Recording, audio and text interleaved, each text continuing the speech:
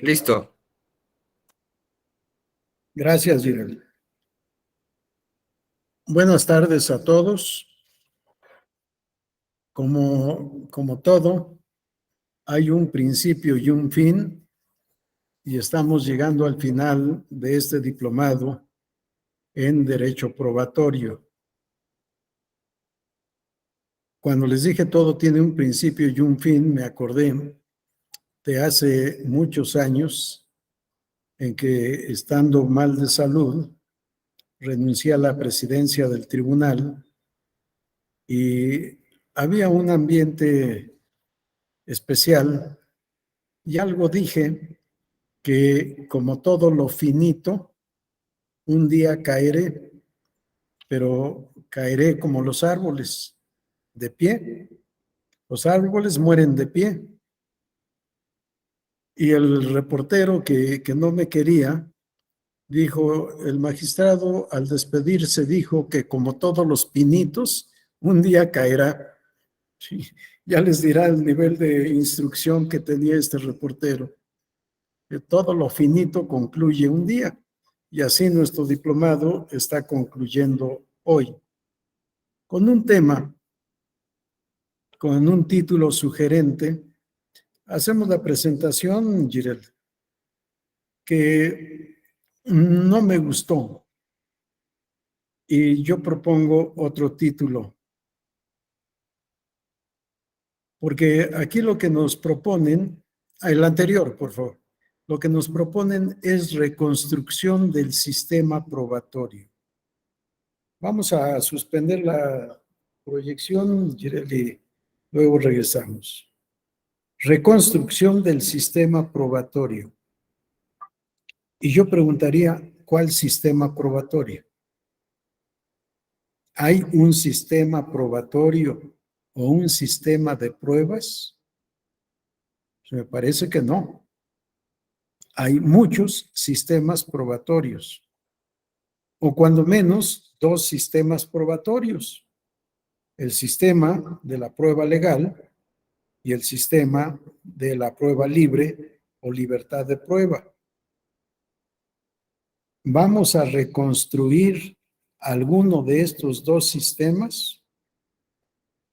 Me parece que no es la conclusión a la que podríamos llegar al final de este curso, sino lo que yo propongo. Ahora sí ponemos la 2, Jirel. Yo propongo titular a esta sesión, pero como una actividad además colectiva, una actividad grupal, propongo titularle Derecho Probatorio, Reflexiones y Sugerencias. Vamos a suspender otra vez la presentación, Jirel. ¿Qué reflexiones, qué sugerencias, qué inquietudes, qué observaciones nos genera lo que hemos escuchado en el transcurso de este diplomado y lo que hemos estudiado por cuenta propia, lo que hemos visto en la vida cotidiana, en la vida práctica profesional? ¿Me pueden compartir sus reflexiones? ¿Quién se anima?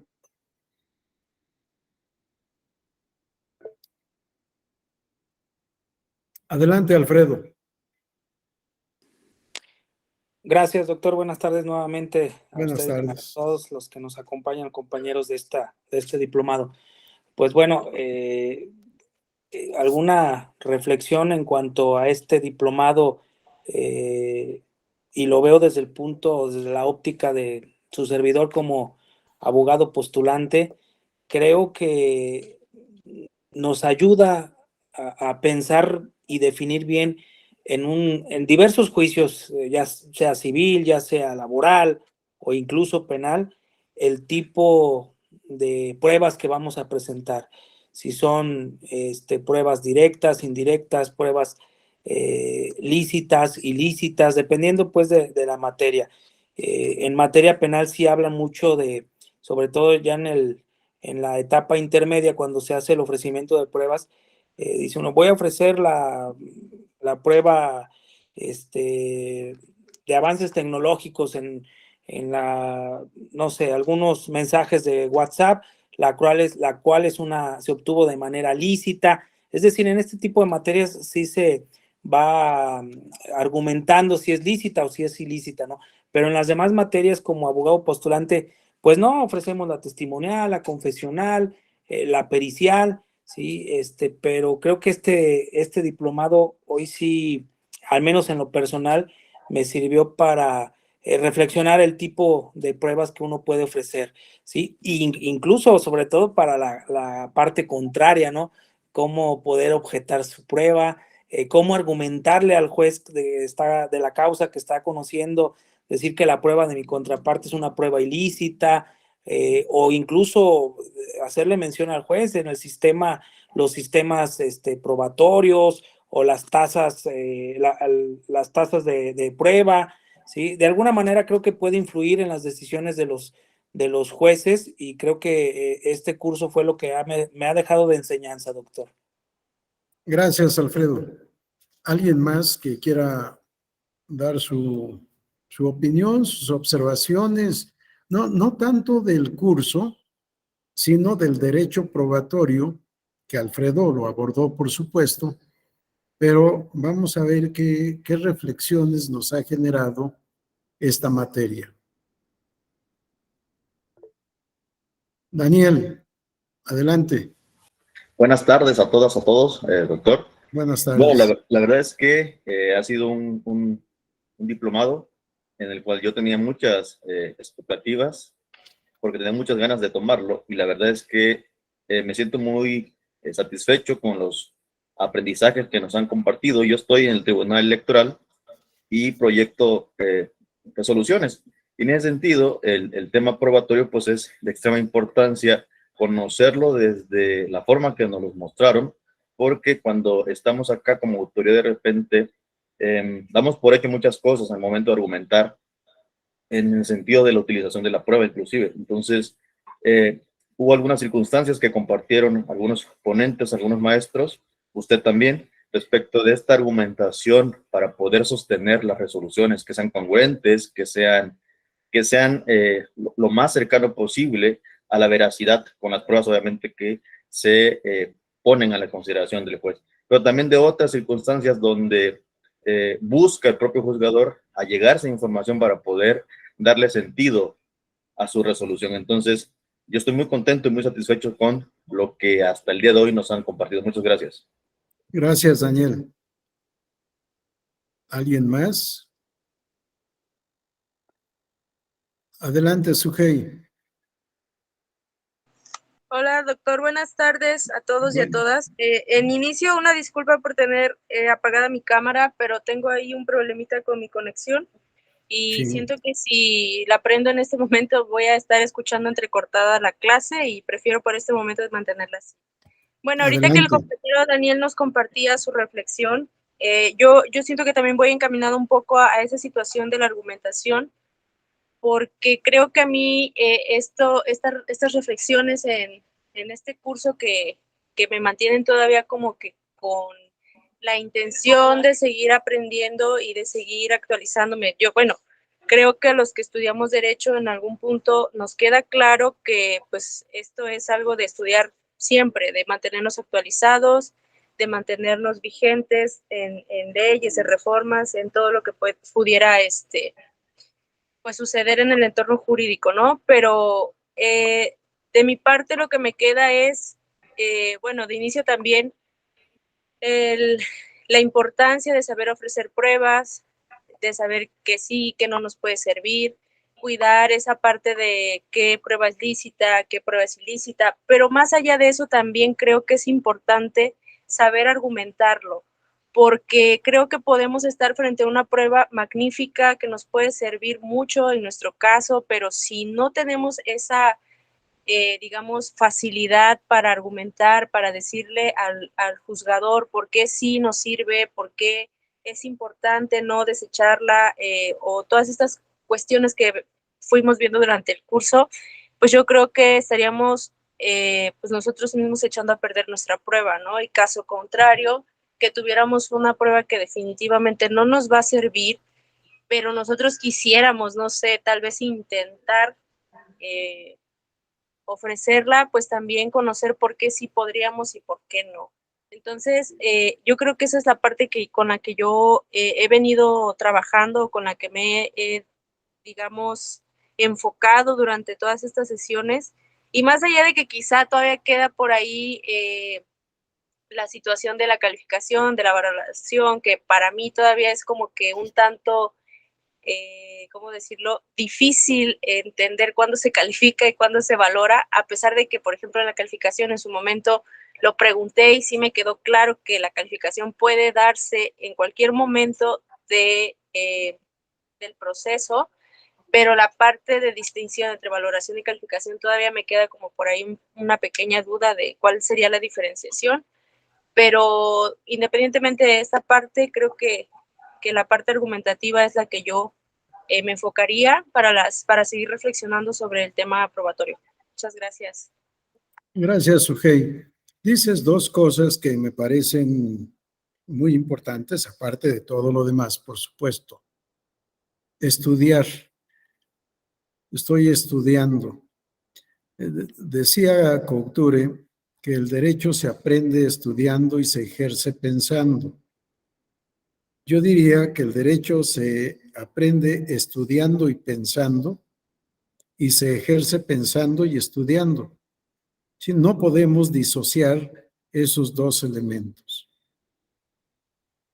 Cuando platico con algunos amigos en estos días y me preguntan que qué hago, les digo que estudiar. Sí, porque ustedes me tienen estudiando todos los días. La computadora ya me manda mensaje de que llevo tantos días trabajando fuera de horario, porque yo soy un desorden. Descanso cuando estoy cansado y trabajo cuando tengo energía. Así que no importa la hora. Pero estoy estudiando para poder platicar con ustedes, revisando no solo libros, sino jurisprudencia, tesis, artículos, en fin. Y ya había dado derecho probatorio en posgrado en alguna ocasión y he participado en temas. Tuve una discusión interesante hace algunos años en un congreso, creo que fue el 14º Congreso Iberoamericano de Derecho Procesal, una discusión con un señor del derecho que pocos conocen, César Augusto Moroleón, extraordinario tratadista sudamericano, no me acuerdo si es argentino. Y tuvimos una discusión interesante, fuerte, y al final de cuentas me dijo, muchacho, estoy hablando de hace 15, 20 años, no estoy de acuerdo contigo, pero te felicito por tus argumentos. Permíteme darte un abrazo. El maestro estaba en primera fila, yo estaba en el presidium, bajé del lugar y le di el abrazo. Es un gran jurista, creo que ya murió este maestro. Tenemos que estudiar permanentemente, porque solo así podemos saber y podemos revolucionar. Y lo que decía Alfredo, soy abogado.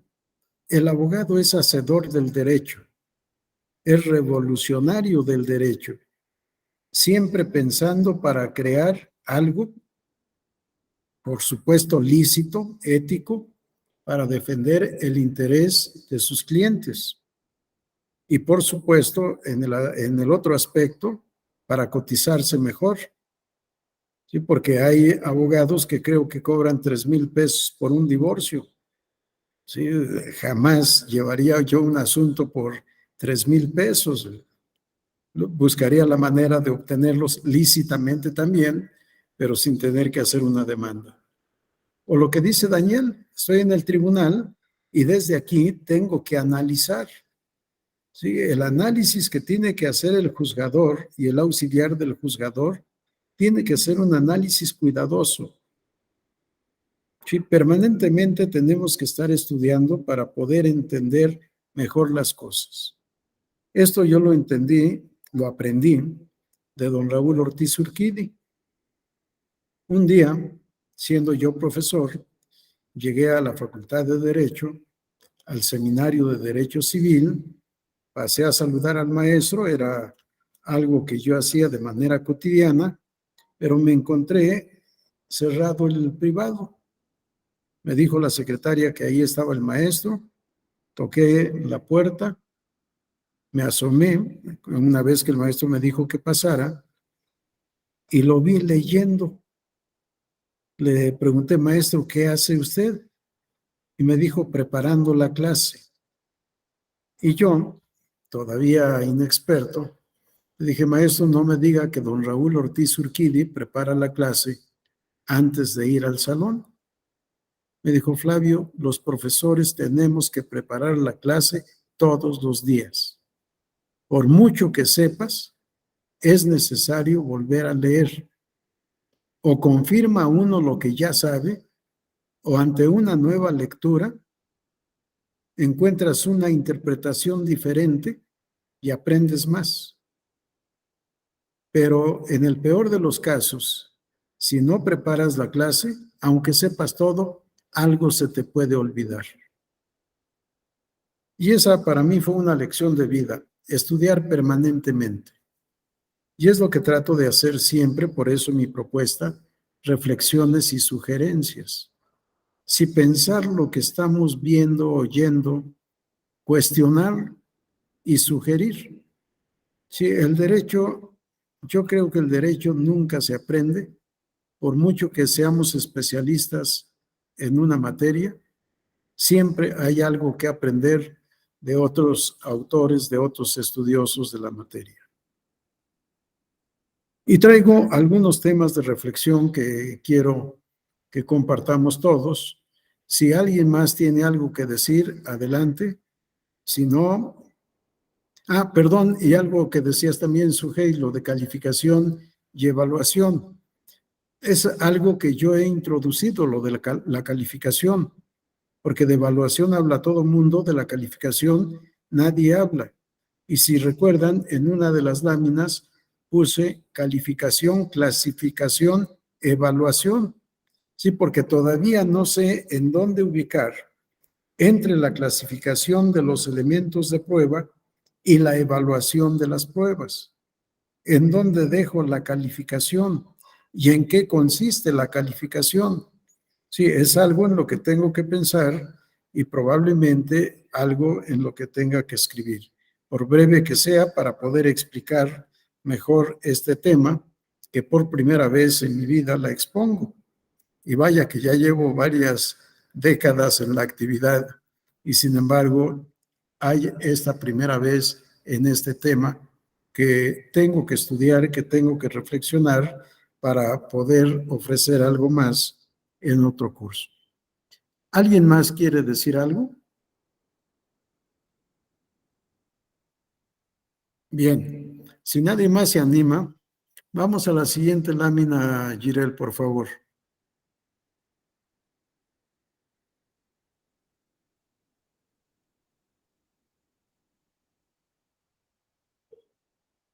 ¿Qué es el derecho? Esta es una pregunta que sigue siendo permanente y que no siempre encuentra una respuesta adecuada. ¿Alguien se anima a decirme qué es el derecho en su opinión? Porque hablamos de derecho probatorio. Pero primero, ¿qué es el derecho? ¿Alguien quiere decirme su opinión de qué es el derecho?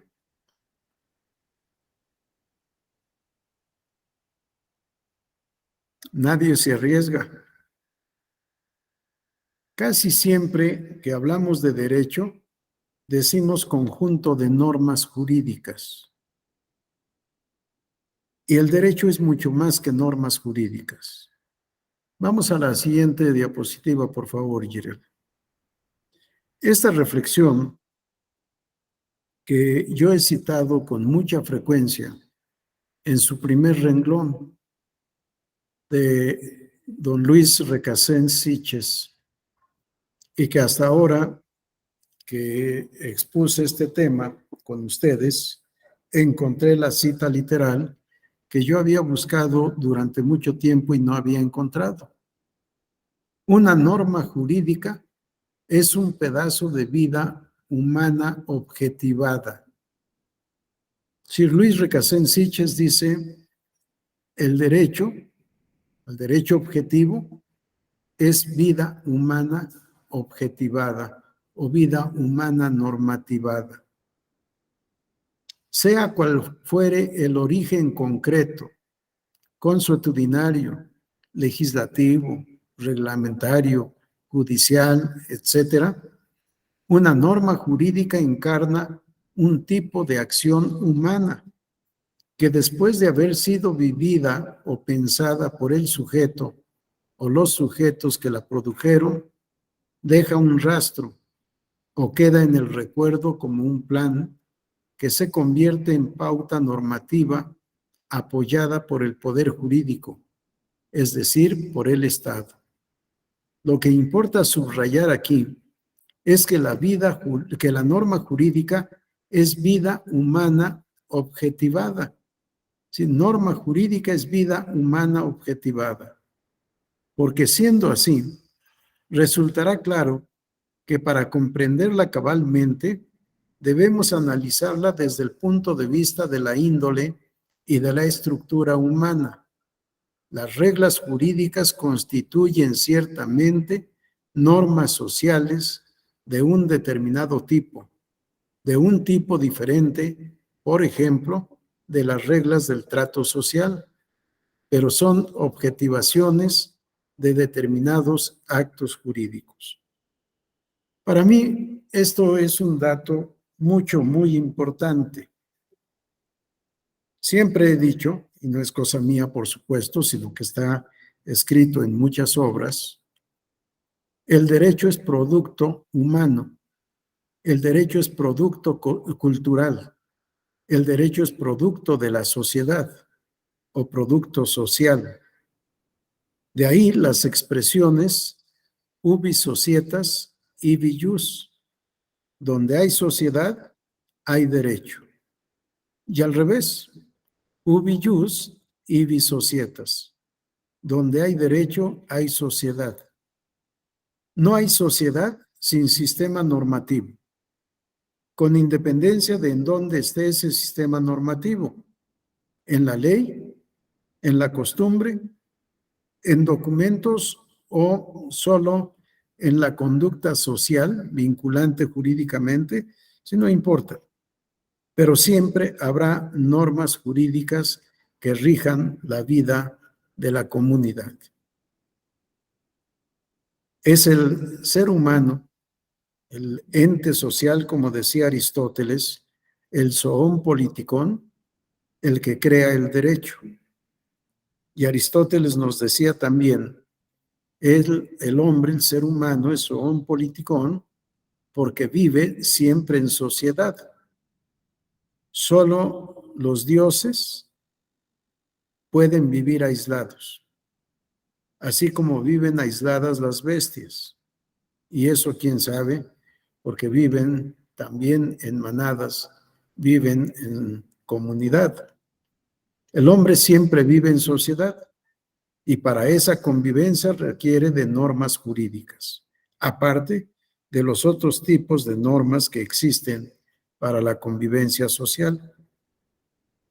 Si el derecho, como conjunto de normas jurídicas, es vida humana objetivada, el derecho es cambiante como cambia el ser humano y como cambia la sociedad.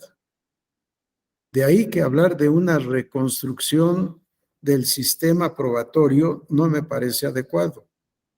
El derecho probatorio, más que el sistema o los sistemas, el derecho probatorio está en constante movimiento, en constante evolución. Es más, en este momento, yo no sé cómo definir el derecho probatorio y no he encontrado una definición satisfactoria de derecho probatorio. Y vamos a ver otros temas que nos deben mover a la reflexión. Vamos a la siguiente diapositiva, por favor, Gerald. Este es mi concepto de derecho. Sí, para mí el derecho no se acaba al decir que es un conjunto sistematizado de normas jurídicas. Eso es solo el derecho objetivo o derecho norma. El derecho es más que eso. Y por eso recurro a la cita de Luis Recasens Siches. El derecho es vida humana normativada u objetivada. En el centro del derecho encontramos a los sujetos de derecho. Antes nos hablaban solo de personas, pero sabemos que hay sujetos de derecho que no son personas. ¿En dónde encontramos la fuente de la personalidad? En la ley. Aquí asumo la tesis formalista de Francisco Ferrara. La ley establece quiénes son personas. A quienes no le da esta calidad de personas, no les puede negar la calidad de sujetos de derecho. Por tanto, tenemos sujetos de derecho con y sin personalidad. Todo sujeto de derecho tiene derechos subjetivos y deberes jurídicos, que para mí es el patrimonio. No en el concepto civilista de patrimonio que durante muchos años enseñé, porque así me lo enseñaron, así lo aprendí, así lo estudié. Porque de patrimonio en el derecho civil nos dicen que es una universalidad de derecho constituida por derechos y obligaciones susceptibles de apreciación económica. Y yo digo, no. El patrimonio es ese conjunto de derechos subjetivos y deberes jurídicos que constituyen una universalidad de derecho, y hasta ahí me quedo. Susceptibles o no de valoración económica, esto es intrascendente. ¿Cuánto cuesta mi libertad o mi derecho a la libre expresión? ¿Cuánto cuesta mi derecho a la vida? ¿Cuánto cuesta mi derecho a la salud? ¿Cuánto cuesta mi derecho al buen nombre, al medio ambiente? Muchos derechos, mi derecho a votar, mi derecho a ser votado, mi derecho a formar un partido político. Son derechos que no tienen valor económico, pero que forman parte del patrimonio de todo sujeto de derecho. Claro, si hablamos de derecho a votar o a ser votado, pues no puede ser para las personas morales, aunque probablemente sí para las personas colectivas el derecho de asociación y probablemente el derecho de formar un partido político, aunque actualmente tenemos la disposición constitucional que para formar un partido político el derecho de asociación se debe ejercer de manera individual, que está prohibida la afiliación corporativa, ¿sí? Que es otro tema. ¿En dónde están esos derechos y esos deberes jurídicos? Están en la ley, en los usos, en la costumbre, en la jurisprudencia, en los tratados internacionales y en los principios generales del derecho. Pero también están en los contratos, en los convenios y en otros actos jurídicos que son fuente de derechos y deberes. De tal manera que cuando yo digo derecho, abarco todos estos círculos que pueden advertir en esta gráfica, adicionado con la ciencia del derecho, el tratado del derecho, que estudia un segmento de todo lo que estamos viendo aquí representado. Sujetos, patrimonio, normas jurídicas, independientemente de en dónde estén, y teoría del derecho, ciencia jurídica o jurisprudencia. Cuando digo derecho procesal o derecho probatorio, rama del derecho, es un segmento. Imagínense, no he podido hacer este dibujo porque no he contado con el apoyo necesario. Yo soy malísimo para estas cosas. Necesito recurrir al apoyo de mis hijos para poderlo hacer. Pero este conjunto de círculos lo dividiría como podemos advertir una mandarina, una manzana o una toronja cortada de manera transversal, como si a la tierra le dibujáramos el ecuador. Vamos a ver gajos que forman parte de este fruto. Así, cuando digo rama, estoy abarcando un gajo de este total, desde el centro, sujetos, hasta el círculo final, ciencia del derecho. Por tanto, hablar de derecho probatorio, ¿qué es el derecho probatorio? Yo diría es una rama del derecho que tiene por objeto a la prueba. Pero estoy reflexionando, no me he atrevido a escribirlo todavía, estoy reflexionando sobre este tema para ver a dónde llego a concluir, si es correcto o incorrecto. Y por otro problema adicional que vamos a ver más adelante. Hasta esta parte, ¿alguien tiene algún comentario, alguna observación, alguna duda? Perdón, este título de concepto integrador del derecho lo elaboró el doctor Santiago Nieto, me gustó y lo copié, porque él decía en su tesis de doctorado, vamos a suspender la proyección, por favor, Girel. En su tesis de doctorado hizo alusión a el concepto integrador del derecho de Flavio Galván. Me gustó, lo escribió, lo tiene por escrito en uno de sus libros de argumentación jurídica, publicado por el Instituto de Investigaciones Jurídicas, y lo he tomado como título para presentar e identificar mi concepto de derecho. Si yo jamás acepto decir derecho es conjunto de normas jurídicas, no puedo definir de otra manera que diciendo una parte o un apartado del derecho y lo que siga. Pero al decir eso, una parte o un apartado, estoy diciendo un segmento de este total de círculos a partir del centro de todos los círculos. Adelante, Sujei.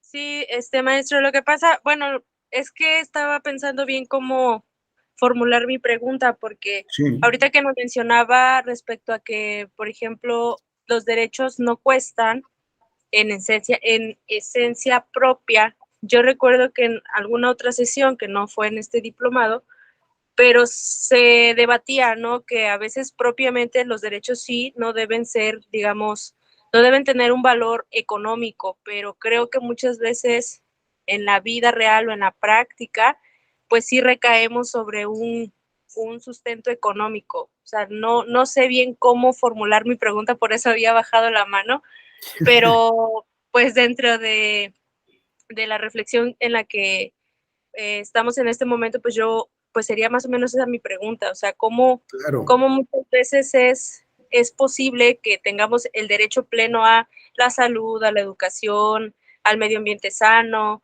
a las elecciones? Y, por ejemplo, en aquella ocasión reflexionábamos más sobre ese punto, ¿no? Porque de vez en cuando notamos que muchos ciudadanos están inconformes, a veces con el presupuesto que puede pedir el INE como para realizar las elecciones, ya sea para presidente, diputados, etcétera, y de repente a la gente se le hace mucho dinero y pues nos damos cuenta que hacer o planear toda una elección, pues sí cuesta dinero, y las instalaciones y el pago y todo lo que conlleva, pues sí, digamos, no tengo, digamos, la vivencia propia pero pues por comentarios de algunos compañeros que sí han estado como ya dentro del instituto y de los soples, pues nos comentaban en aquella ocasión que pues sí genera gasto el preparar una elección, ¿no? Entonces, Claro.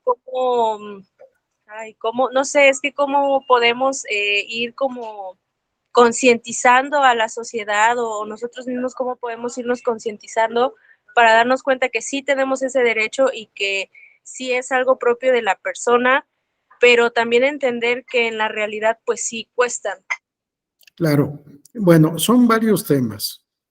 Uno, hay derechos y deberes de contenido económico. Si digo mi derecho de propiedad sobre mi casa, por supuesto que tiene un contenido económico.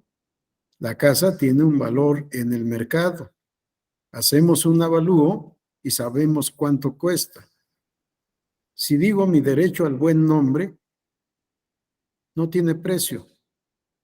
Pero si alguien me calumnia, incluso en la calumnia electoral, si alguien me calumnia, puedo promover un juicio civil de reparación del daño moral. No tengo a la mano el Código Civil, pero si no mal recuerdo, el artículo 1916 establece esta posibilidad del daño moral. Me afecta en mi buen nombre. ¿Cuánto cuesta esa afectación? No tiene precio.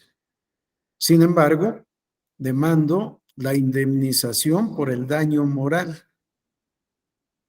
¿En qué consiste la indemnización? Porque también muchas veces nos han enseñado mal.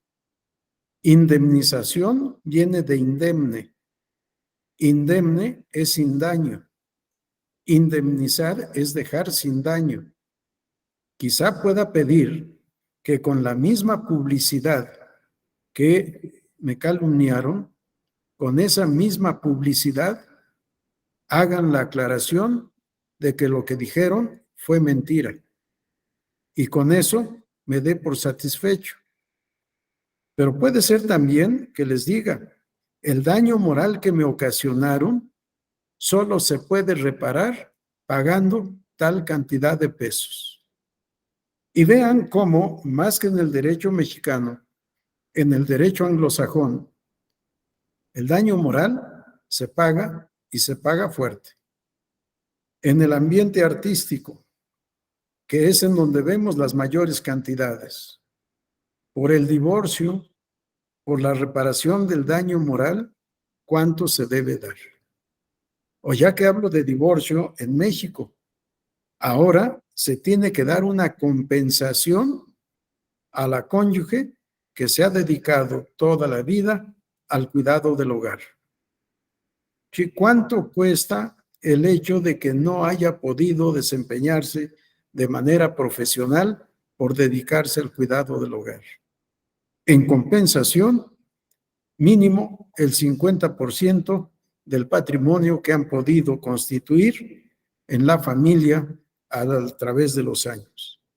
Sí, hay derechos que no tienen un valor, pero que para poder reparar se cuantifican. Ahora, en el tema de organización de elecciones, no tiene precio mi derecho a votar, pero sí tiene precio la prestación de servicios para organizar la jornada electoral. ¿Cuánto cuesta organizar una jornada electoral? Vamos a revisar todos estos gastos para poder llegar a una conclusión. ¿Es caro? Sí, sí es caro. ¿Tenemos que revisar? Sí, debemos revisar. ¿Cuánto se le da de financiamiento público a los partidos políticos? Ahí es en donde tendríamos que empezar la revisión, no en los sueldos que cobran los consejeros. Eso no es más que populismo.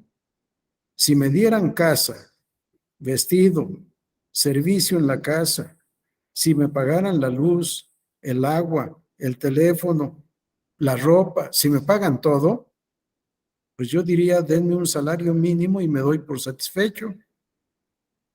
Si no todos tenemos ese privilegio. Por tanto, los sueldos son justificables. ¿Son altos los sueldos? Pues sí, Si queremos trabajo de ebanistas, tenemos que pagar al ebanista. Si queremos trabajo de carpintero, pues pagaremos sueldo de carpintero. Sí, y no podemos decir, si quieres ganar bien, vete a la iniciativa privada. No, el servicio público debe ser de alta calidad profesional y cero corrupción. Sí, en fin, son muchos temas que aquí tendríamos que analizar. Y lo más caro es lo que no se tiene. Un sistema democrático caro, sí, pero tenemos un sistema democrático. Queremos un sistema dictatorial sin elecciones o sin elecciones auténticas. Durante el tiempo de Porfirio Díaz se celebraban elecciones, pero el hecho de que se celebren elecciones periódicas no significa que realmente haya democracia. En el sistema cubano con Fidel Castro, ¿hubo elecciones? Pues sí, había elecciones periódicas. ¿Había un sistema democrático? Sí, son temas que tenemos que analizar y cuestionarlos. En la vida casi todo cuesta y tenemos que pagar el precio correspondiente. Pero en fin, luego son muchos temas que habrá que reflexionar también. Pero vamos a regresar al tema de derecho probatorio. Sí, vamos a la siguiente lámina, por favor, Jirel.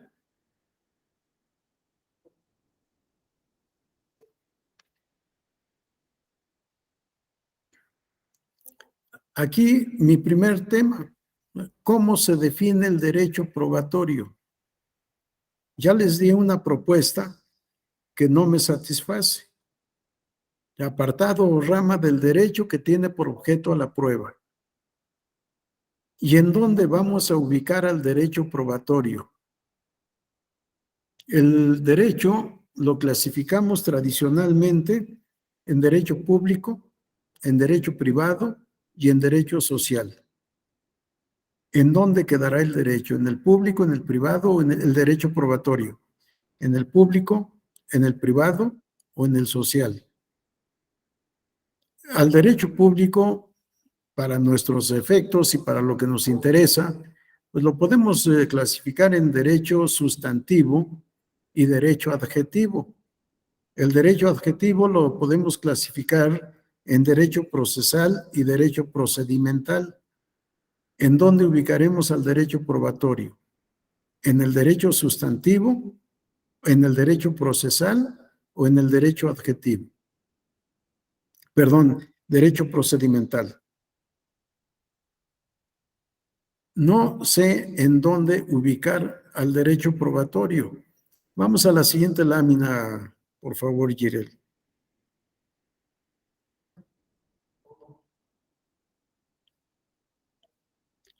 Vamos a la siguiente. Algunos autores dicen que el derecho probatorio debe estar ubicado en el derecho sustantivo o en el derecho procesal. Son dos tendencias diferentes. Unos que se ubican en el derecho sustantivo, otros que se ubican en el derecho procesal. Hay quienes sostienen que todo el derecho probatorio es derecho procesal. Algunos autores sostienen que es de naturaleza mixta, procesal y sustantiva o material. Y otros que hay dos clases de derecho probatorio porque hay dos clases de pruebas, sustantiva o material y procesal. Dos clases de pruebas, dos clases de derecho probatorio. Derecho probatorio sustantivo y derecho probatorio procesal. Vamos a la siguiente lámina. Jirel. Bueno, vamos a suspender la presentación, Jirel. Sí, ¿en dónde ubicar al derecho probatorio? Solo para hablar de derecho probatorio, porque el tema de prueba va más allá del derecho. Está en todos los ámbitos del conocimiento. Y por eso también muchos tratadistas del derecho hablan de prueba científica o dicen que la prueba en el derecho es como la prueba en la ciencia. Elaborar una hipótesis para comprobar si esa hipótesis es cierta o no. Para la comprobación tenemos que experimentar, tenemos que probar. Este tema, ¿en dónde está la prueba? La prueba está en todas las partes de la vida humana. Y obviamente en la vida jurídica y en la vida extrajurídica. En la vida jurídica está en el derecho sustantivo y en el derecho procesal o en general en el derecho adjetivo. Si vamos conduciendo un automóvil y nos detiene un agente de tránsito, nos pide la licencia. ¿Para qué? Para comprobar que estamos autorizados a conducir un vehículo. Si llevamos un tráiler y llevamos licencia de automovilista, pues no estamos autorizados a conducir un tráiler. Sí, pero es prueba. Si queremos comprar una casa, al propietario vendedor le pedimos que compruebe que es propietario y comprueba con las escrituras en donde él aparezca como propietario de ese bien inmueble. Pero no quedamos satisfechos con esto, o no debemos quedar satisfechos. Tenemos que investigar si en el registro público de la propiedad está inscrita esta persona como propietaria de ese bien inmueble. Y además tenemos que constatar que el bien inmueble no está afectado por algún gravamen. Todo esto es prueba. Prueba en el derecho sustantivo. No estamos pensando en un juez, no estamos pensando en un pleito, pero estamos necesitando la prueba para poder adquirir con certeza jurídica. Y nuestra adquisición la haremos con las formalidades que establece la legislación civil. Por el ejemplo, compraventa de una casa. Y la legislación civil, por el valor de la casa, nos va a exigir una escritura pública. Y ante el notario público vamos a tener que acreditar el vendedor la propiedad de la casa y el comprador la tenencia del dinero. Pero además actualmente tiene que acreditar que ese dinero es de origen lícito y se dará vista o conocimiento a la Secretaría de Hacienda que hemos celebrado este contrato de compraventa por el ingreso que obtiene el comprador y que probablemente cause el pago del impuesto sobre la renta. Y le daremos información a la Secretaría de Finanzas de la entidad correspondiente por si el comprador debe pagar algún impuesto por la adquisición del bien inmueble. Y si pagamos, debemos pedir el comprobante correspondiente para acreditar en su momento que pagamos el impuesto a cargo de cada uno de los contratantes. Si veamos cómo todo está involucrado, o en todo está involucrado el tema de prueba.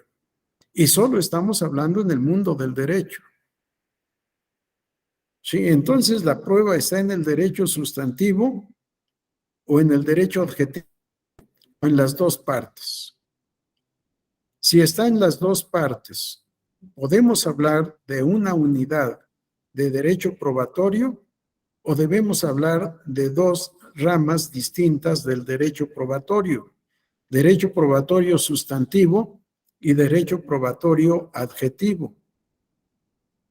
Son temas de reflexión, son temas para podernos poner a pensar y poder sugerir algo que venga a enriquecer la ciencia jurídica.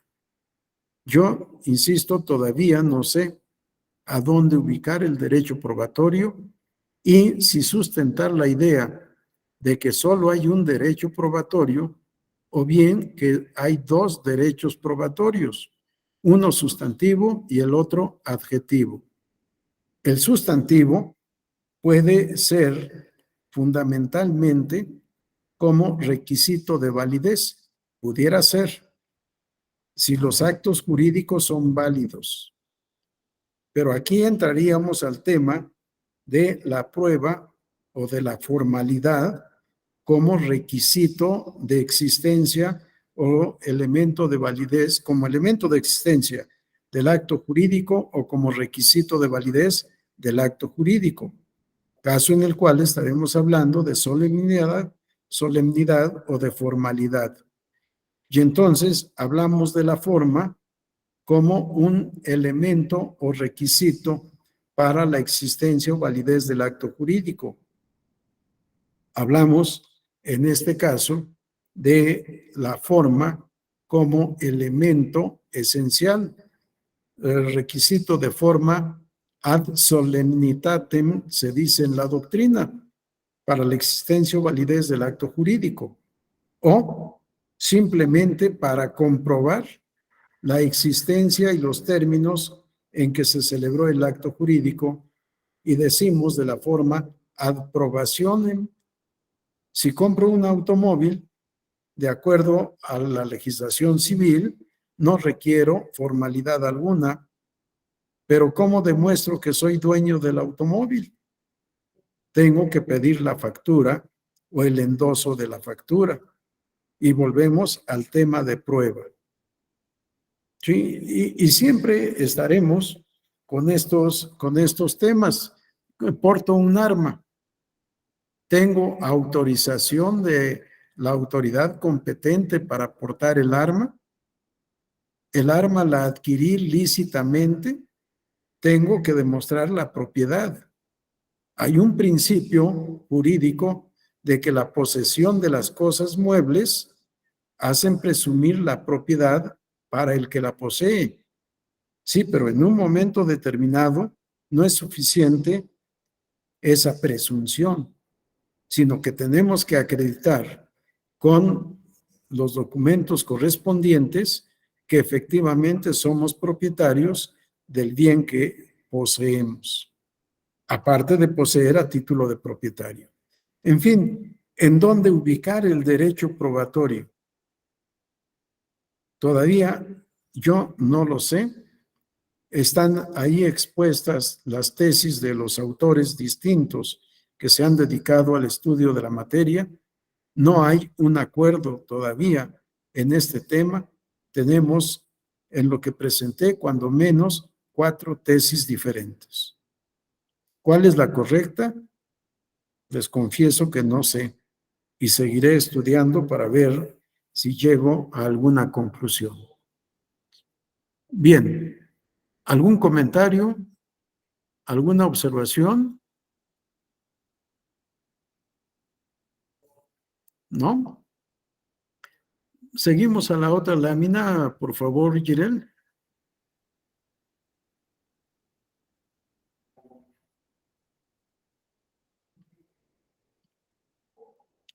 Nuestra otra pregunta, la anterior, por favor. Nuestra otra pregunta, ¿qué es la prueba? Y hemos dado respuestas. Vamos ahora sí a la siguiente. Hemos dado respuestas diferentes de qué es la prueba.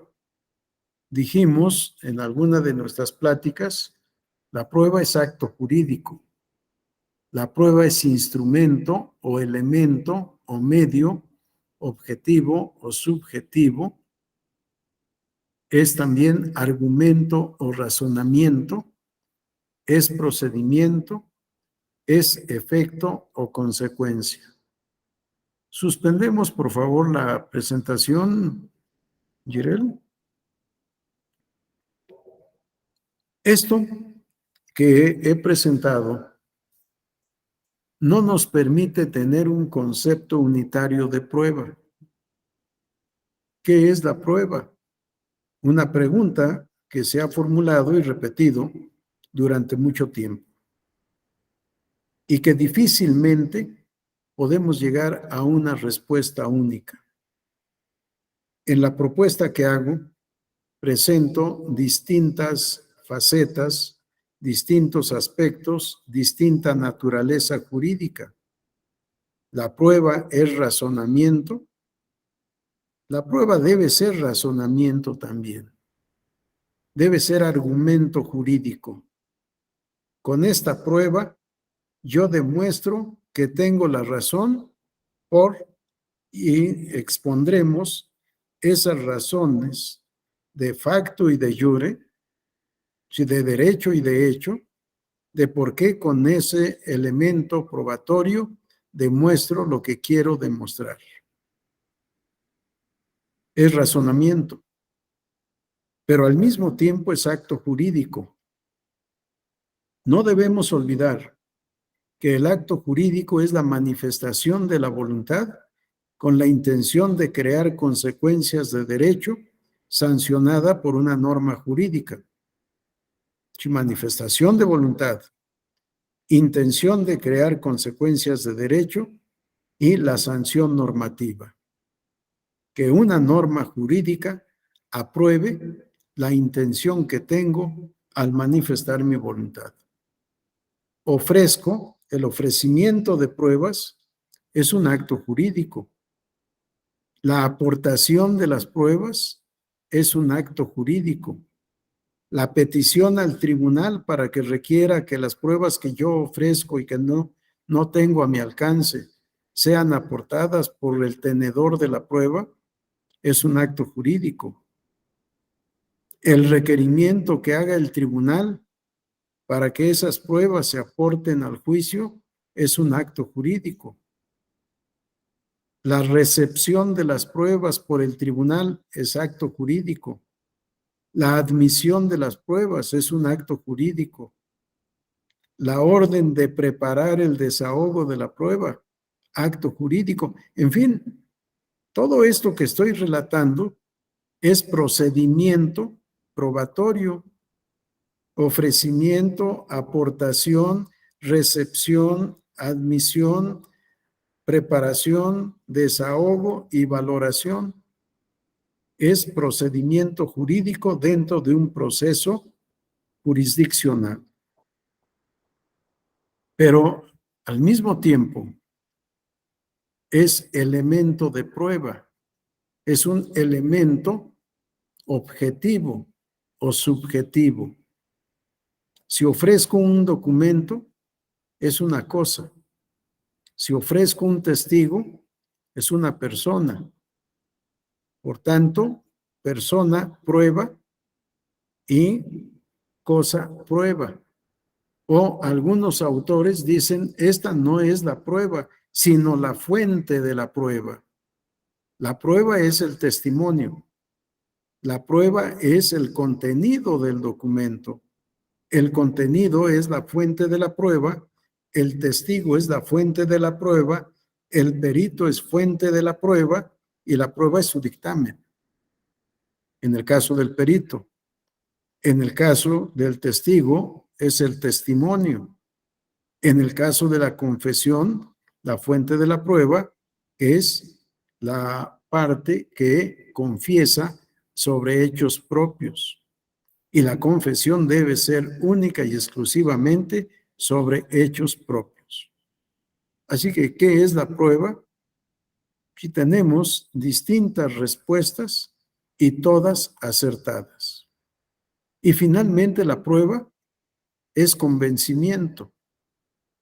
La prueba es la consecuencia.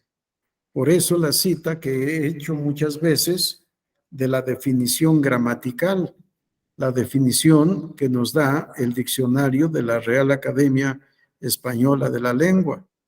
Prueba, acción y efecto de probar. Porque ¿qué es lo que queremos con las pruebas que ofrecemos? Convencer al tribunal de que nos asiste la razón. Y si logramos este convencimiento, tendremos una sentencia favorable.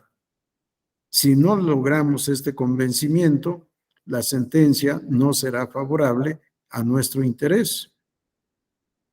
Así que la prueba también es convicción. La prueba es convencimiento, es consecuencia de todo lo que hemos hecho, de lo que hemos argumentado, de lo que hemos aportado en el juicio correspondiente. Por eso también, para mí, no se puede definir la prueba. Así como no es definible el derecho, la teoría de la indefinición del derecho, no podemos definir la prueba porque es polifacética. La palabra prueba es equívoca o multívoca. Tiene muchos significados porque tiene muchas facetas, muchos aspectos. Y cuando menos en la gráfica que presento aparecen 5 aspectos distintos de la palabra prueba. Y desde ese punto de vista, la definición que demos será parcial, será relativa a uno de estos aspectos. Bien, ¿algún comentario? ¿Alguna observación? ¿No? Vamos a la siguiente lámina, por favor, Jirel. Regresamos a la presentación y vamos a la siguiente lámina. La que sigue, por favor. ¿Qué es la prueba? Bajo ese rubro lo presenta Santiago Sentís Melendo y nos dice la prueba es verificación de afirmaciones formuladas por las partes, relativas en general a hechos y excepcionalmente a normas jurídicas que se realizan utilizando fuentes, las cuales se llevan al proceso por determinados medios. Vamos a la siguiente, por favor, Jirel. ¿Qué se prueba? Bajo este rubro, dice el mismo autor, Santiago Sentís Melendo, no es raro y hasta es lo corriente que se nos diga, se prueban hechos. No, los hechos no se prueban, los hechos existen. Lo que se prueba son afirmaciones que podrán referirse a hechos. Las afirmaciones normalmente, generalmente, se refieren a hechos. De ahí viene la confusión que hace decir que se prueban hechos. Se prueban afirmaciones. La prueba es verificación y la verificación se ha de referir a afirmaciones. Vamos a la siguiente, por favor. Santiago Sentís Melendo llega a esta conclusión a partir de la afirmación que hace Francisco Carneluti en su libro La prueba civil, entre otras obras. Carneluti, en este apartado titulado La prueba en sentido jurídico, es en el libro La prueba civil, dice, en el lenguaje común, prueba se usa como comprobación de la verdad de una proposición. Solo se habla de prueba a propósito de alguna cosa que ha sido afirmada y cuya exactitud se trata de comprobar. La prueba de la afirmación acerca de la existencia de un hecho se hace mediante el conocimiento del mismo hecho. El conocimiento no es la prueba, pero da la prueba de la afirmación. En este sentido, justo es reconocer que objeto de la prueba no son los hechos, sino las afirmaciones, las cuales no se conocen, pero se comprueban, mientras que aquellos, los hechos, se comprueban, no se comprueban, sino que se conocen. ¿Sí? El objeto de la prueba no son los hechos, sino las afirmaciones, las cuales, afirmaciones, no se conocen, pero se comprueban, mientras que aquellos, los hechos, no se comprueban, sino que se conocen. Vamos a la siguiente lámina, por favor. Ante esta disyuntiva que presenta la ciencia jurídica, ¿cuál es el objeto de la prueba? ¿Los hechos o las afirmaciones? Y pareciera que se hace una división tajante por Carneluti, aunque en lo que leemos en Sentis Melendo ya no es la afirmación categórica que hace Carneluti. Para mí, Santiago Sentis Melendo está en una duda, no es una afirmación categórica, porque dice las afirmaciones se refieren a hechos. Nuestra ley general del sistema de medios de impugnación es categórica. Son objeto de prueba los hechos. En ninguna parte ha dicho o establecido el legislador, son objeto de prueba las afirmaciones. Aunque en el párrafo 2 de este mismo artículo establece, el que afirma está obligado a probar. Lo que se tienen que probar son los hechos, no las afirmaciones. La afirmación ya está hecha, pero la afirmación está vinculada a un hecho. Lo que se va a comprobar es el hecho afirmado. Y veamos cómo, vamos a la lámina siguiente, por favor, Jirel. Veamos cómo Davis Echandía nos dice en este parágrafo con el rubro ¿qué es en definitiva objeto de la prueba? Nos dice objeto de prueba judicial en general es todo aquello que siendo de interés para el proceso puede ser susceptible de demostración histórica, como algo que existió, existe o puede llegar a existir, y no simplemente lógica, como sería la demostración de un silogismo o de un principio filosófico. Es decir, que objeto de prueba judicial son los hechos presentes, pasados y futuros, y lo que puede asimilarse a estos, costumbre y ley extranjera. Las partes tratan de demostrar teóricamente sus afirmaciones. En el fondo, esas afirmaciones recaen sobre la existencia o inexistencia de hechos. El objeto de la prueba lo constituyen los hechos. Suspendemos la presentación, Jirel. Vean cómo en la doctrina no hay todavía una uniformidad en la forma de pensar. O primero partimos de la afirmación, el objeto de la prueba son los hechos controvertidos. Y después Carneluti nos dice, no, los hechos no son objeto de prueba. El objeto de prueba es la afirmación relativa a hechos. Los hechos existen, no se demuestran. Los hechos se conocen. ¿Y quién conoce los hechos? Pues los hechos los conocen solo los testigos y los conocen el autor del hecho mismo. Y se comprueba mediante el testimonio o la afirmación, o pudiera ser mediante la prueba pericial, o bien mediante la prueba documental.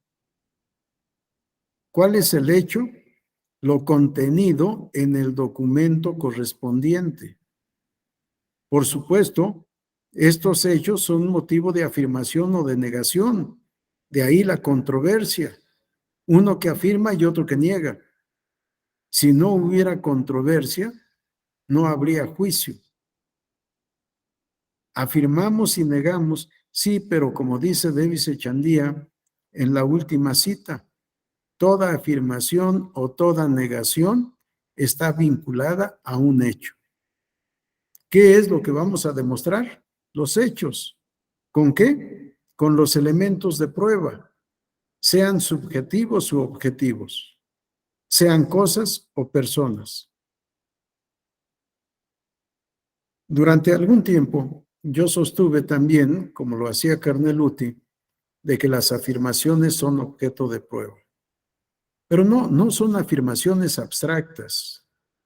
Siempre serán afirmaciones o negaciones relativas a hechos o actos jurídicos.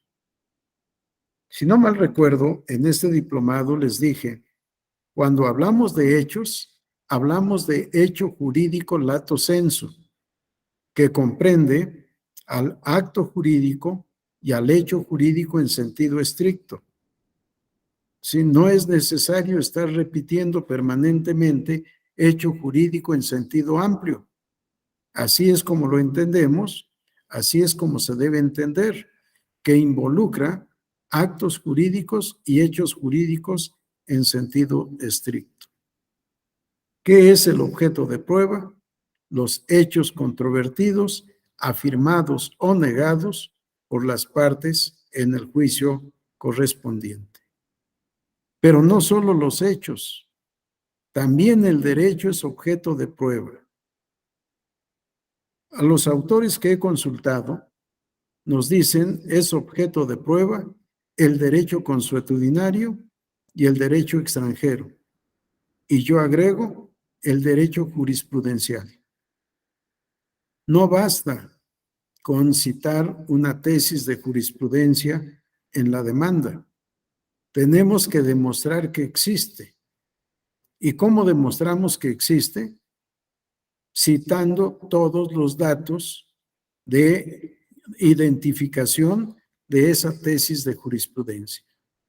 Normalmente toda tesis de jurisprudencia tiene una clave de identificación y además tiene datos para la consulta, en donde se hizo del conocimiento público. Si es jurisprudencia del Poder Judicial de la Federación distinta a la materia electoral, sabemos que es en el Semanario Judicial de la Federación. ¿Qué época? ¿Quinta, sexta, séptima, octava, novena, décima o decimaprimera? ¿Cuál es la fuente? ¿El Pleno de la Suprema Corte de Justicia de la Nación? ¿Una de sus salas? ¿Un tribunal colegiado? ¿Un tribunal ahora regional? ¿Un pleno regional? ¿Un tribunal colegiado de apelación? ¿Sí, cuál es la fuente? Tenemos que dar todos los datos para que el tribunal, conocedor del caso, pueda constatar que efectivamente esa tesis de jurisprudencia existe y en los términos que hemos citado en nuestra demanda o contestación de demanda. O si la citamos mal, para arreglo de nuestro interés o del interés de la persona, del sujeto de derecho a quien patrocinamos. Sí, el texto se tiene también que verificar. Todo esto es prueba. Si el derecho jurisprudencial también es objeto de prueba. Vamos a las láminas siguientes, por favor, Jirel.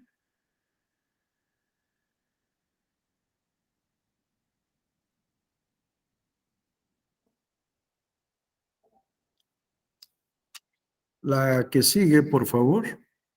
Esta es la afirmación que acabo de exponer nuevamente. Vamos a la siguiente. El Código Federal de Procedimientos Civiles, que da sustento a una parte de lo que digo y de lo que ha dicho Davis Echandía, citado en láminas anteriores. Artículo 86. Solo los hechos estarán sujetos a prueba, así como los usos o costumbres en que se funde el derecho. Es usos o costumbres en que se funde la pretensión, no el derecho propiamente. Artículo 86 bis.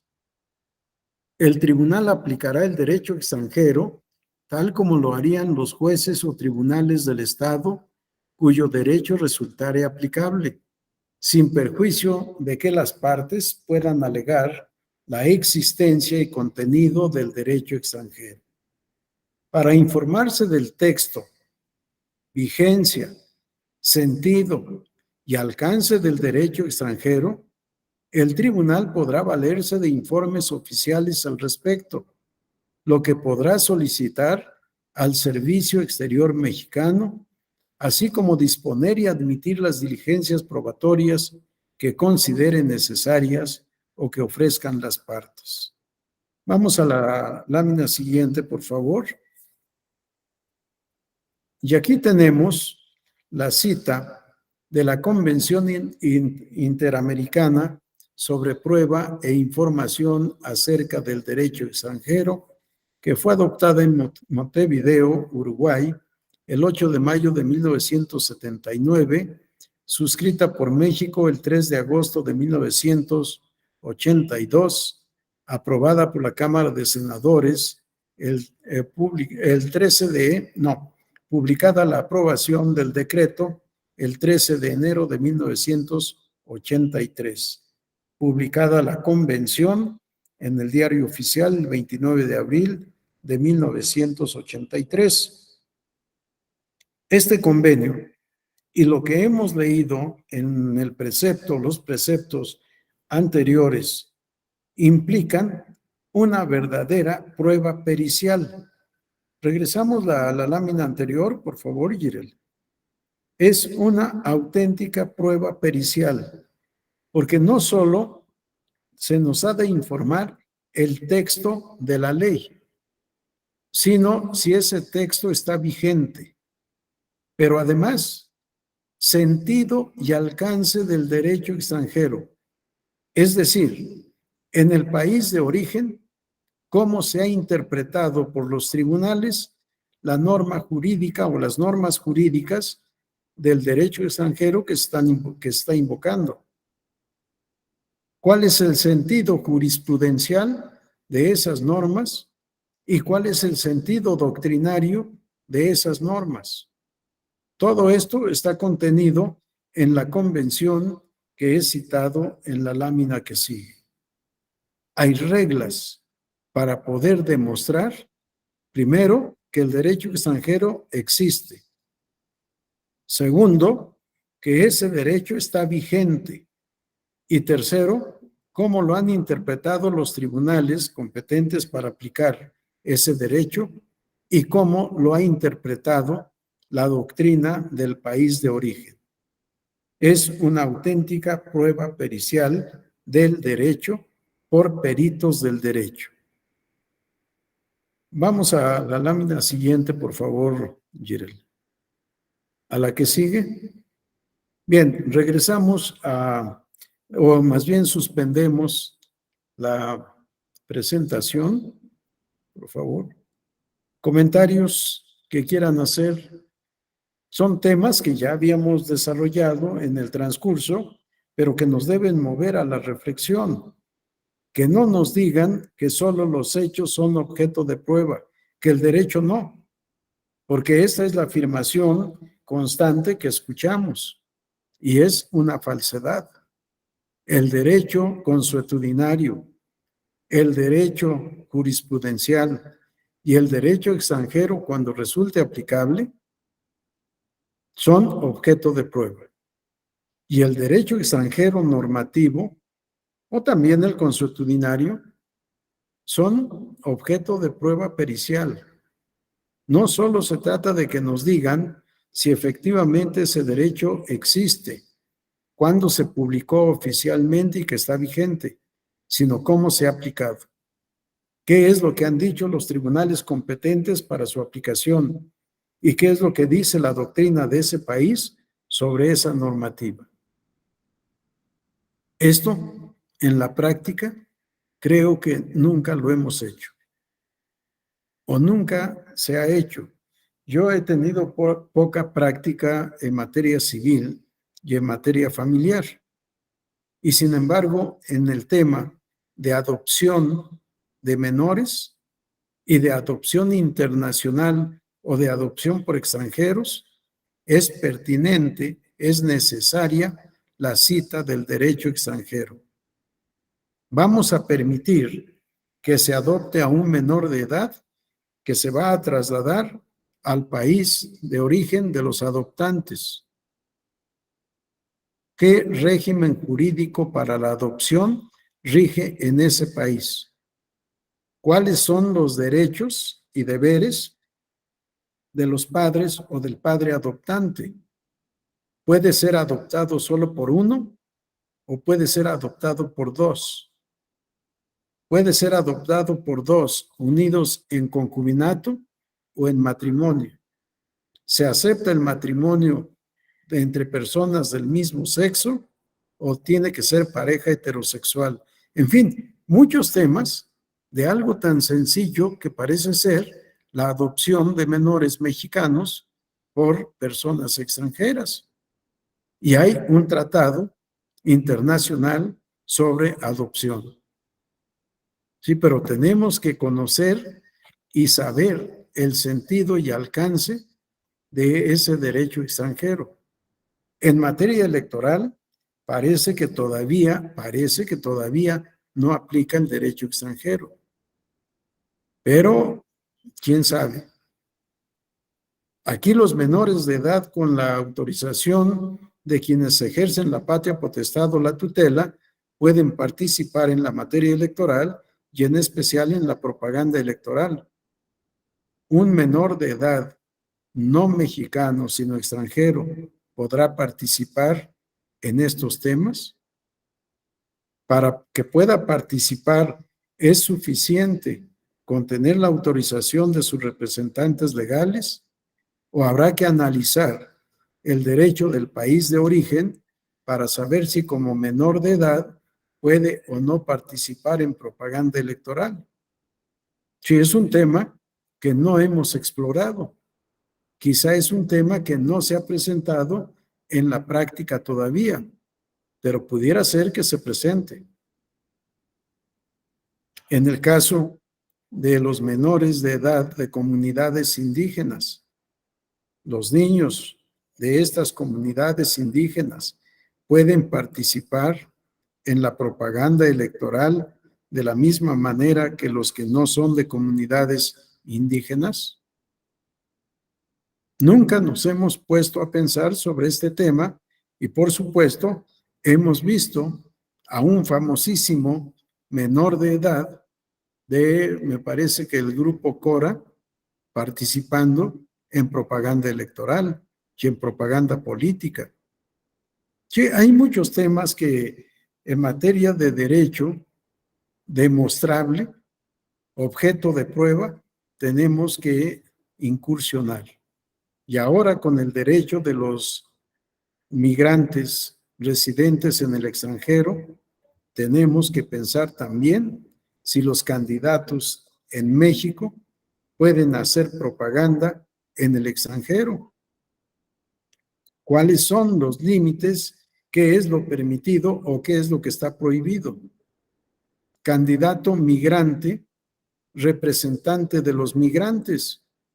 Lo más normal, lo más natural, es que haga propaganda entre los migrantes que están en el extranjero, no entre los ciudadanos que están en México. Es representante en esta acción afirmativa de los migrantes. ¿Hasta dónde puede hacer propaganda en los términos del derecho mexicano, aplicando el derecho del país en donde están los destinatarios de su propaganda? Sí, nos queda mucho por explorar, nos queda mucho por conocer, por cuestionar y por resolver. Sí, lo dejo de momento hasta ahí para poder ir a la otra lámina que también es motivo de reflexión. Vamos a la presentación, Jirel. En los sistemas electorales que existen, hemos hablado de dos sistemas electorales, el sistema de la prueba libre y el sistema de la prueba legal. En el sistema de la libertad probatoria se sustenta la tesis de que es admisible todo elemento de prueba siempre que no sea contrario a la moral o al derecho. En el sistema de la prueba legal, solo son admisibles los medios o elementos de prueba reconocidos en la ley expresamente. Suspendemos la presentación, Jirel. Ante estos dos sistemas, en la actualidad debemos pensar, ¿son sostenibles la vigencia de los dos sistemas? ¿O en específico, es sustentable la tesis de la prueba legal de que solo son admisibles las pruebas reconocidas expresamente por la ley? ¿O debemos abandonar este sistema limitativo, este sistema prohibitivo, para sustentar la tesis universal de la libertad probatoria? En todo juicio, en todo procedimiento, son admisibles o deben ser admisibles todos los elementos de prueba, siempre que no sean contrarias a la moral o al derecho. En mi opinión, esta es la tendencia que debe prevalecer en todos los procesos y en todos los procedimientos. La libertad probatoria. Santiago Sentís Melendo dice que la prueba es libertad. Y comparto con él esa idea. Pero si es libertad, la libertad se tiene que manifestar en el derecho a ofrecer cualquier elemento de prueba, cualquier elemento objetivo o subjetivo que pueda generar convicción en el juzgador. Repito, siempre que la prueba ofrecida no sea contraria a la moral o al derecho, ya sea por su naturaleza misma, por el medio de obtención o por el medio de desahogo. Esto ya lo platicamos también en su momento. Yo me quedaría con la tesis de la libertad probatoria. Vamos a la siguiente lámina, por favor, Kirel.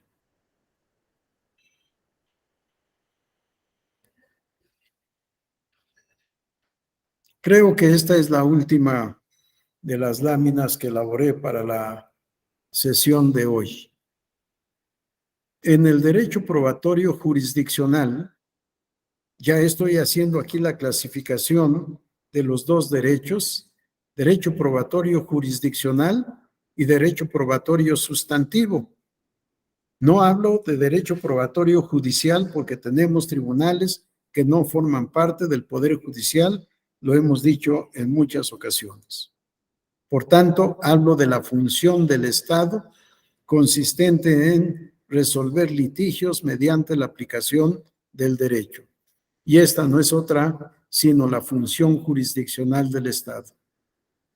La base, la causa de todo el objeto de todo derecho jurisdiccional es el litigio, la controversia de intereses de trascendencia jurídica calificada por la pretensión de una parte y la resistencia de la otra. En todo litigio hay narración de hechos, hay controversia en los hechos, hay invocación del derecho aplicable al caso concreto. Cada uno o cada una de las partes, actor y demandado, tiene derecho a expresar los hechos relativos a la controversia y a invocar el derecho que considere aplicable en defensa de su interés. Esto nos lleva a la idea de la hipótesis. La postura, la argumentación del actor es una hipótesis. La defensa del demandado o responsable es otra hipótesis. En ambos casos hay argumentación de facto y de jure, y en ambas posiciones hay elementos de prueba para acreditar que lo que uno y otro afirman es verdad. El juez, el juzgador o tribunal, ante estas hipótesis solo hablaremos de las dos partes, actor y demandado o responsable. Ante la hipótesis de cada quien, está en una situación de incertidumbre. No sabe a quién asiste la razón.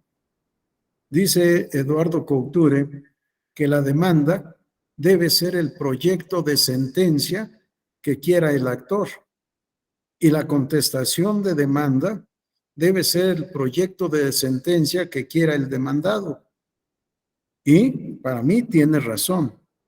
Pero además, en la fase de alegatos es en donde con mayor razón las partes deben de hacer este proyecto de sentencia. Vamos a suspender la proyección, Yerel.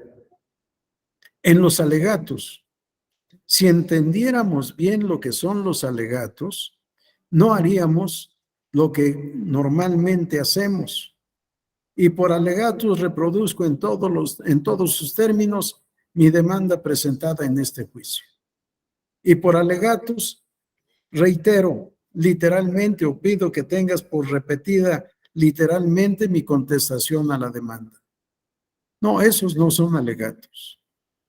Los alegatos son lo que en el proceso penal se denominan conclusiones.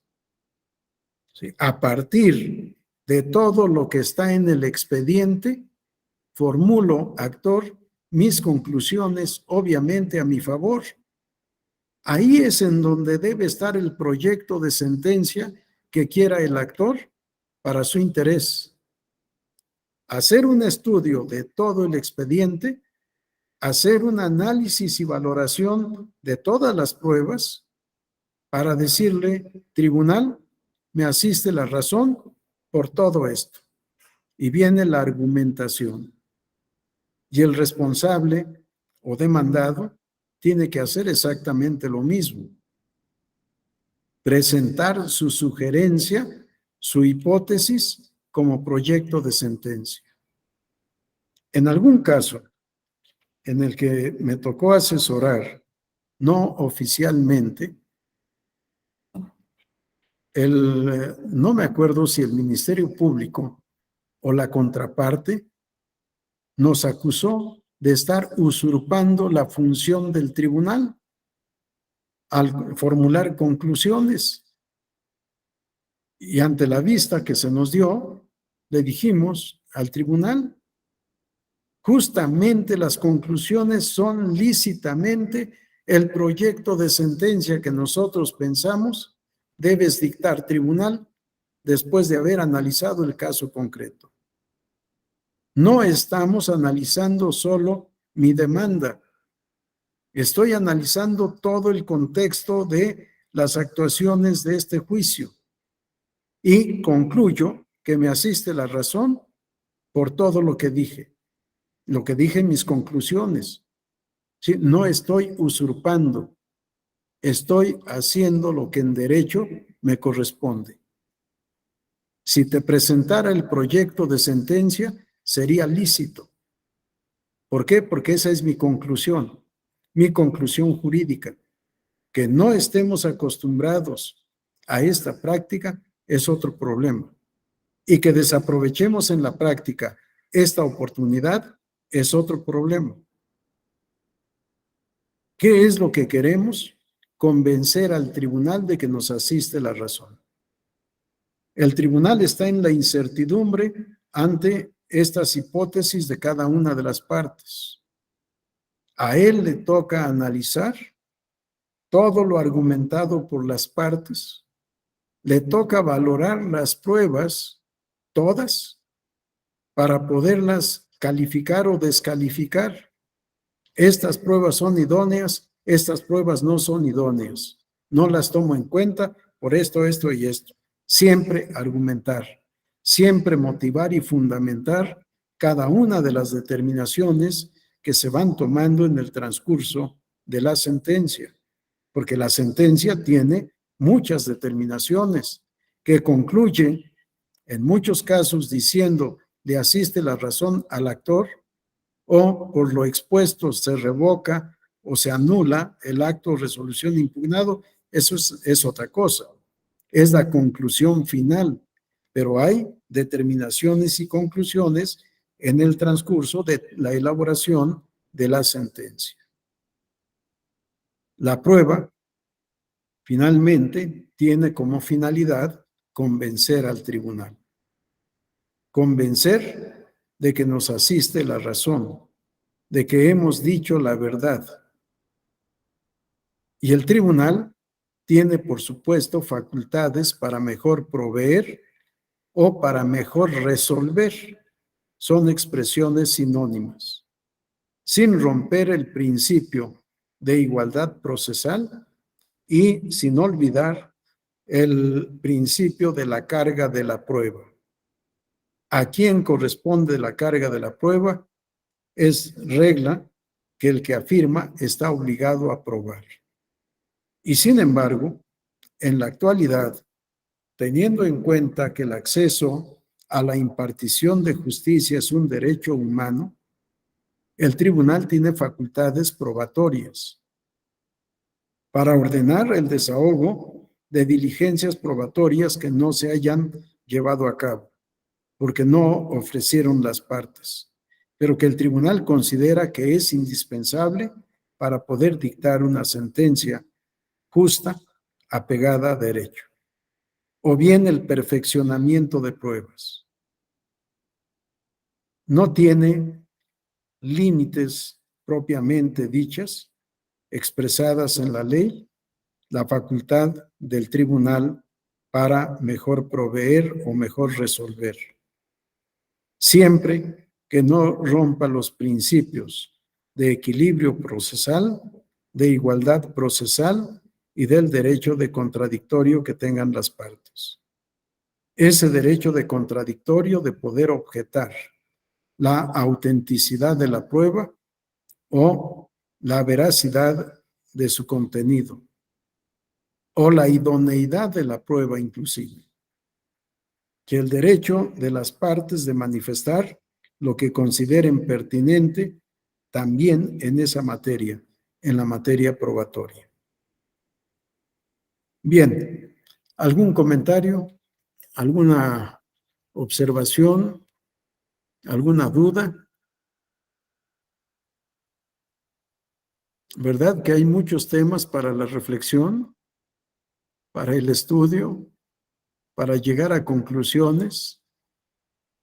Muchas veces, muy convencidos, decimos muchas cosas, pero cuando las cuestionamos, pues empezamos a dudar y tenemos que seguir estudiando, tenemos que seguir creando para poder llegar a convicciones personales primero, para después tratar de convencer a los demás. El derecho nunca se deja de estudiar. El derecho, como la vida, es cambiante. El derecho no es estático. El derecho es dinámico. Si el derecho es vida humana objetivada, así como cambia, así como se multiplica y se vuelve compleja la vida humana, también el derecho cambia, se moviliza, es dinámico, es cambiante, para estar siempre al nivel de la vida de la sociedad a la que rige.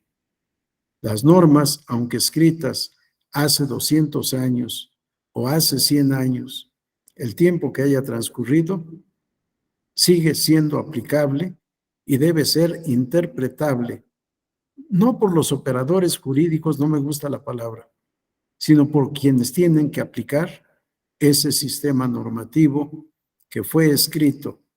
Cuando digo 200 años, estoy pensando en el Código Civil francés, que es de 1803-1804, hace más de 210 y tantos años.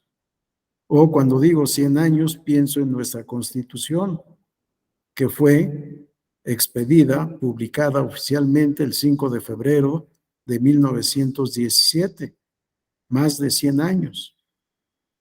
O nuestro Código Federal de Procedimientos Civiles, que si no mal recuerdo es de 1932, hace muchos años, ya está por cumplir el centenario, casi 90 años de que fue expedida y sigue siendo fundamento de muchos de nuestros procesos. incluso del moderno derecho procesal electoral, en el que es norma supletoria para todo lo no previsto en la ley o en las leyes especializadas. Bien, comentarios de parte de ustedes. Nos quedan pocos minutos para poder concluir este diplomado, que espero haya sido positivo para todos, no tanto por lo que podamos enseñar. Yo les digo que no estoy para enseñar, sino para crear dudas, para crear inquietudes, para obligarlos a estudiar, a pensar y a proponer. No vi quién levantó la mano, no sé si fuiste tú, Alfredo. Juliana, adelante, Juliana. Buenas noches. No, pues yo nada más quiero agradecerle mucho por toda su enseñanza en este diplomado. Pues sí, creo que sí, aprendí bastante, ¿no? Porque cuando pues yo entré al tema electoral, a mí pues acababa de salir de la carrera y me dijeron, ¿qué sabes de otras materias? Y yo dije, no, pues nada, vengo fresca de la universidad. Y me dijeron, está perfecto, que no sepas de nada más porque si no te vas a viciar. Entonces uno suelta lo civil, todo lo demás, ¿no? Y aquí usted nos dio las bases del Código Civil en este tema, ¿no? En el probatorio. Pero pues ya de ahí, o sea, ya ahorita sí sé que hay que estudiar más. Digo, sí, el derecho electoral lo trae todo, o sea, vienen códigos muy completos, no hay necesidad como tanta de acudir a los otros ordenamientos, más que en el tema casi el artículo 3 del Código Civil, que es lo de los 3 días o el plazo de 3 días, no sé qué artículo es, y lo que hablábamos de la regularización del procedimiento, ¿no? Entonces también me queda muy claro que pues el derecho electoral, usted es uno de los formadores y viene del fiscal, entonces dije, no, pues ya sé, el derecho electoral es inteligente y está muy bien armado, cosa que tampoco pues conocía, ¿no? Y respecto de la prueba, pues nada más las reflexiones son de que pues la prueba está en la sopa, que hay que estudiar civil, que pues el derecho no solo es un conjunto de normas que regula la conducta humana, ¿no? Lo que nos dijo usted es vida objetivada. Y pues que el derecho sí es objeto de prueba, que también está muy marcado en la ley, ¿no? De que el derecho no va a ser objeto de prueba, ¿no? Que yo nada más lo relacionaba como en corto, ¿no? Al artículo tal, pues si ya dice eso ya es, ¿no? Pero no hasta donde nos llevó usted ahorita, ¿ya? Y muchas gracias. Gracias, Juliana, por tus comentarios. ¿Alguien más quiere decir algo? Raúl, Pablo. Sí, profesor, sumarme como mi compañera Juliana los agradecimientos a la Escuela Judicial, a usted, a mis compañeras y compañeros. Como le comentaba, voy en 7º semestre de la Facultad de Derecho, fui su alumno en 3º aquí en el Zoom, en Teoría General, y he decidido que yo quiero dedicarme al derecho electoral y la Escuela Judicial nos brinda muchísima oportunidad de profundizar en esta materia, que tristemente, lo digo en la UNAM, siento que está un poco descuidada, ¿no? Se va para materia optativa, la alejan, y soy muy feliz en la Escuela Judicial y me nutro mucho de ustedes como académicos y de mis compañeros que yo ya son muy profesionistas, y me alegra mucho y fue un gran diplomado, lo disfruté mucho. Gracias, Raúl. En mi caso, debemos darle agradecimiento a la Escuela Judicial, efectivamente, y al Tribunal Electoral. Yo pues, trabajo en el tribunal y no hago más que cumplir mi deber. Me pagan y, por tanto, debo de cumplir con la parte que me corresponde, que además hago lo que me gusta. Desde hace 46 años soy profesor de la universidad, así que estoy feliz de poder estar en la actividad académica después de haber cumplido como magistrado de la Sala Superior durante 10 años, como secretario general durante 10 años, y aquí estoy tratando de transmitirles mis inquietudes, algunos de los aprendizajes que he tenido en los libros, y al igual que ustedes, estoy estudiando todos los días para tener algo que decir, porque venir a repetir lo que diga un autor, bueno, pues es fácil y es válido también, pero no se trata de eso. Y les digo, mi función fundamental es crearles dudas, crearles inquietudes para que ustedes, por cuenta propia, vayan a la investigación y al estudio. Gracias por tus palabras, Raúl. Alfredo, adelante. Gracias, doctor. Al igual que mis compañeras y compañeros, pues me sumo al agradecimiento tanto a la Tribunal Electoral como a la Escuela Judicial y a usted. He tenido la oportunidad ya en bastantes conversatorios, sesiones académicas de la barra de abogados electorales, de escucharlo, y de verdad que es un privilegio escuchar pues toda su experiencia que tiene, doctor. No me queda más que decirle a mis compañeras y compañeros una frase que usted la manifestó en la barra de abogados y que yo se los digo donde quiera que hablo sobre la materia electoral. Como dice el doctor Flavio Galván Rivera, el derecho electoral es atractivo y atrayente. Y todavía más atractivo, atrayente y adictivo. Y adictivo, así es, doctor. Sí, provoca adicción. Yo era profesor de Derecho Civil, fui profesor de Derecho Civil durante 35 años y me quedé en el derecho electoral. En esta materia empecé también hace 35 años, en 1987, pero no pienso ya separarme del derecho electoral. Gracias por sus palabras, por las intervenciones. De verdad, yo solo hago lo que tengo que hacer y lo que me pagan por hacer, pero lo hago con mucho gusto, me gusta. Para mí la academia es parte de mi vida. Pude llevar vidas paralelas como servidor público jurisdiccional y como académico. Y bueno, pues aquí me tienen en este tiempo como académico después de haber cumplido como servidor público jurisdiccional en las materias electoral y fiscal durante 10 años y electoral durante 35 años. Les agradezco mucho su atención. Damos por concluido este diplomado, que espero en verdad haya sido benéfico para ustedes, que haya sido enriquecedor, y espero volverlos a ver en otras actividades. Gracias a ustedes, buenas noches, feliz fin de semana, éxito en la vida. Un abrazo para todos. Hasta luego, doctor. Gracias.